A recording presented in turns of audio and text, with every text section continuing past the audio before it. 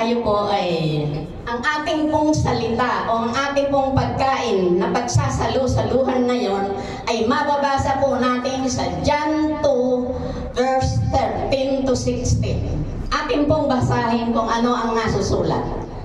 13, malapit na ang Pasko ng mga Hudyo, kaya't pumunta si Jesus sa Jerusalem. 14, nakita niya sa templo ang mga nagtitinda ng mga baka, tupa at kalapati, at ang mga namamalit ng salapi. 15, kumuha siya ng lubig at ginawa iyong panghagupit, at ipinagtabuyan niya palabas ang mga nagtitinda, pati na ang mga baka at tupa. Isinabog niya ang salapi ng mga namamalit ng pera at ipinagtataob ang kanilang mga mesa. 16, pinagsabihan niya ang mga nagtitinda ng kalapati, alisin ninyo rito ang mga iyan, huwag ninyong gawing palengke ang bahay ng aking Ama. Salamat po sa pagkabasa ng kanyang banal at makapangyarihang salita. Tayo po ay sandaling yumuko at manalangin. Yes, Lord, sa umagang ito, sama-sama po kaming dumadalangin sa iyo na ngayong banal na presensya ay mapasa amin sa oras na ito. Nawa ang lahat ng iyong mga salita na nais ipabatid sa iyong mga anak ay mapakinggan namin ng maluwalhati at maisapuso namin ito upang magamit namin sa aming mga pang-araw-araw na buhay. Nawa ang iyong banal na presensya ay sumaamin at nawa ang maramdaman ng bawat isa ang ating Holy Spirit ngayong umagang ito. This we pray in Jesus' name. Amen and amen. Diyan po sa ating aralin na John 2 verse 13 to 16. Punta po ito yung sa literal na bagay po, na aspeto, ibig kong sabihin yan, nang si Jesus ay pumunta sa templo, nakita niya ang mga nagtitinda sa loob at sa gilid ng templo. Ginawa nilang palengke ang kapaligiran. Dito po nagalit si Jesus, kaya pinalayas niyang lahat ang mga nagtitinda ng baka, tupa at kalapati, pati na po ang mga nagpapalit ng pera. Sa panahon po natin ngayon, yan po yung money changer. Di po ba? Ang ginawa po ng Panginoon ay pinaghahagupit niya at pinagtabuyang palabas ang mga nagtitinda ng mga iba't ibang uring paninda. Kanya pong pinagtatoob ang mga mesa at ang mga silya. Bakit po? Dahil ginawa nilang palengke ang templo ng ating Ama.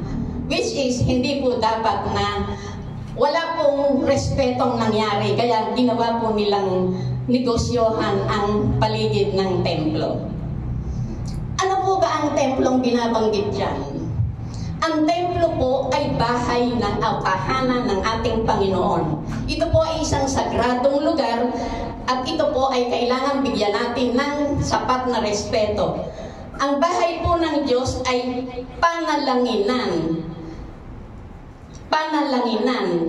Ito po ay lugar ng papuri at lugar ng pasasalamat. Alam po ba natin na nowadays ay marami pong mga church na ginagawa pong negosyo ang templo. Pinagkakakitaan po nila ito. Marami pong mga church na ganyan na pinarerentahan po nila yung church para maging venue ng isang activity. Di bali po kung tungkol sa religion, tungkol sa pananampalataya, ang paraan ng pagkakarenta, eh yun po ay meron silang sariling hangarin. Kaya nila pinarerentahan ang church na iyon, which is mali po yun. Ang templo ng Panginoon ay isang sagradong lugar na ang tanging gawain lamang ng Panginoon ang nararapat na gawain sa loob ng templong iyon. Amen? Tingnan po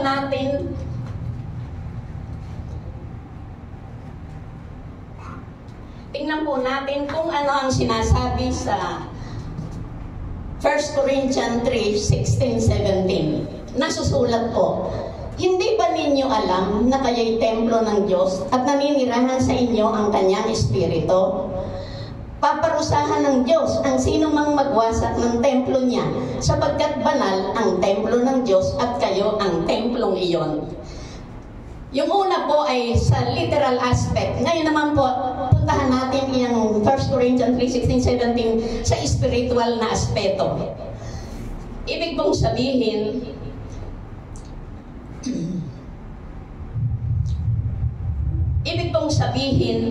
ang templo, sino po ba ang templong tinutukoy dyan? Di po ba tayo? Ang katawan natin ang templo ng ating Panginoon. Kaya, hindi po natin dapat dumisan, o hindi po natin dapat po nating linisin muna ito, at dapat po walang makitang karumihan. Dahil ang Holy Spirit o ang banal na Espiritu ay hindi nananahan sa templong marumi. Amen po. Kaya tandaan po natin na ang Holy Spirit ay mananahan lamang sa atin kung tayo ay tunay na malinis na at naitaboy na natin lahat ang ating mga kasalanan. Masakit po talaga dahil masakit po talaga iyan dahil kung meron pa po tayong bagay na taglay sa ating puso na tunay nating minamahal, hindi natin maiwa-iwanan, hindi natin maialis sa atin, yan po ay aalisin ng ating Panginoon. Bakit po mahal na mahal natin yung bagay na iyon? Dahil nakikinabang po tayo. Hindi po natin mabitawan yung bagay na iyon. Subalit ang ating Panginoon ay mahigpit magdisiplina. Kaya wala po tayong dapat gawin kung hindi total surrender na lang po natin ang mga bagay na matitigas na bagay na iyan. Amen po? Dahil on the other hand, kapag hindi po natin isinurrender itong mga bagay na yan na taglay pa natin na hindi kalugod-lugod sa ating Panginoon, ay for sure po, hindi po mananahan ang banal na Espiritu sa atin. Dahil tandaan natin na ang banal na Espiritu ay naninirahan lamang sa templong malinis. Isang magandang halimbawa po riyan yung malinis na templo. Isang halimbawa po ay yung paglilinis natin sa ating mga kanya-kanyang tahanan. Sa pagwawalis na lang po, di po ba winawalis natin ang mga gilid, ang lahat ng sulok, ang lahat ng ilalim? Dahil gusto natin malinis sa paningin natin ang ating bahay. Subalit, meron po tayong ibang kapag may nakita pa po tayong matigas na mancha dyan sa ating sahig, di po ba hindi tayo kontento? Aalisin natin yung matigas na bagay na yan, na mancha. Ano pa ang pang-aalis natin? Kukuha po tayo ng pangkayod dyan or something na kutsilyo na matalim para maalis yung matigas na mancha ng ating sahig. Ganyan din po yung ating katawan. Kapag meron pang nakikitang matigas na bagay yung ating Panginoon, hindi po siya titigil na masakit po, aalisin niya sa atin yan. Kaya po, para po maganda ang takbo, talaga pong, yun nga pong sinasabi na total surrender po sa ating mga hindi isinusukong kasalanan. Amen po. Tingnan po natin kung ano ang sinasabi sa 1 Corinthians 9, verse 19 to 20. Amen. 1 Corinthians. Wait. 6:19. 6:19 po yan. 6:19. 6:19 to 20. Nabaliktad eh. 1 Corinthians 6:19. Yan. Dito, sa Tagalog ko po babasahin. Hindi ba ninyo alam na ang inyong katawan ang templo ng banal na Espiritu na nasa inyo at ipinagkaloob ng Diyos sa inyo? Hindi na ninyo pag-aari ang inyong katawan. Sa 20, sapagkat pinili na kayo sa isang halaga, kaya't gamitin ninyo ang inyong katawan upang maparangalan ang Diyos. Ano po ang ipinambili sa atin ng ating Panginoon? Di po ba dugo at buhay niya? Yes. Ito pong katawan na taglay natin ngayon ay hindi na po natin pag-aari.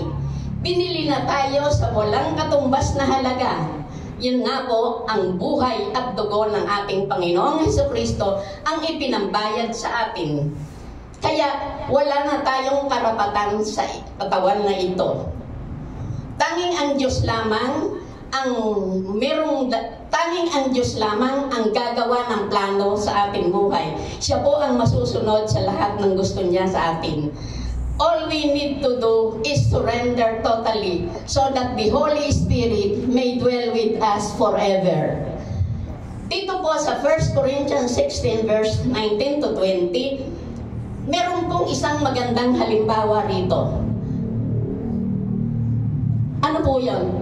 Halimbawa po, yung namimili tayo sa isang department store, namimili tayo sa mall. Merong bagay doon na gustong-gusto natin. Halimbawa po, bag, shoes, or dress. Yun po ay may nakatakdang presyo. Kahit na mahal po yung presyo ay gusto nating mabili iyon. To make the long story short, binili natin yung item na gusto natin sa department store. Nung nabayaran na natin yung item, natural, inuwi na natin. Atin na yun. Inuwi na natin sa ating tahanan. Wala nang karapatan yung mall kung ano ang gusto nating gawin doon sa binili nating item. Ganyan po yung halintulad sa katawan natin, na tayo ay binili na ng ating Panginoon sa isang malaking halaga. Nang tayo ay binili na ng Panginoon, hindi na ating pag-aari ang katawang ito. Diyos na ang may-ari nito dahil binili na niya tayo. Kaya sikapin po natin na itong katawang ito na binili ng ating Panginoon ay mapanatili natin na ayon lamang sa kanyang kagustuhan. Kaya po, in short po, total surrender po ang kailangan natin. Yan po ang iniintay ng ating Panginoon nang sa ganoon ang banal na Espiritu ay tunay na manahan sa atin. Amen po? Yan lamang po ang ating maikling pinagsalusaluhan ngayong umagang ito. Nawa, nadagdagan muli ang ating kaalaman ukol sa mga salita ng ating Panginoon. To God be all the glory.